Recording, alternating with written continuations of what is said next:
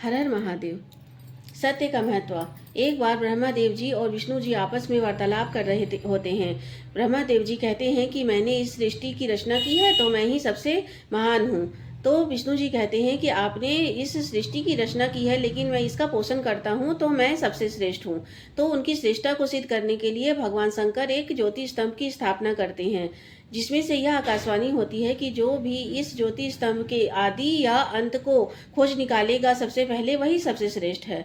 तो भगवान विष्णु बराह रूप धारण करते हैं और उसके दो नुकीले दांतों से धरती को खोदना शुरू करते हैं। हजारों वर्ष बीत जाता है लेकिन पाताल में जाकर भी उस ज्योति स्तंभ का आरंभ नहीं मिलता है। वे जान जाते हैं यह कोई साधारण ज्योति स्तंभ नहीं है।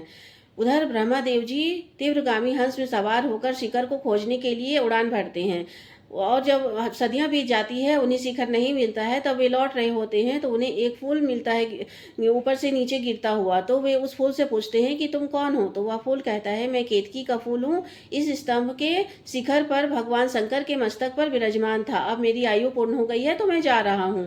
तो ब्रह्मा देव जी कहते हैं कि यदि तुम नीचे जाकर झूठी गवाही दो कि तुमने शिखर पर मुझे देखा था, मैं शिखर पर पहुंच गया था, तो मैं तुम्हें देवलोक का सबसे ऊंचा स्थान दूंगा।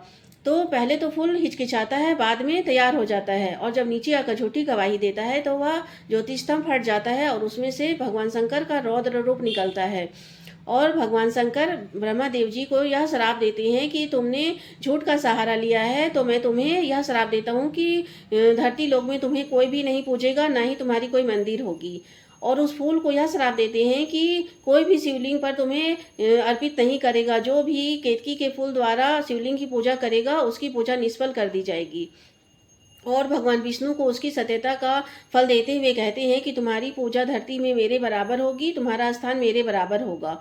इस तरह शंकर भगवान ब्रह्मा देव जी के अभिमान को दूर करते हैं और विष्णु भगवान की सत्य और निष्ठा का फल उन्हें देते हैं। धन्यवाद।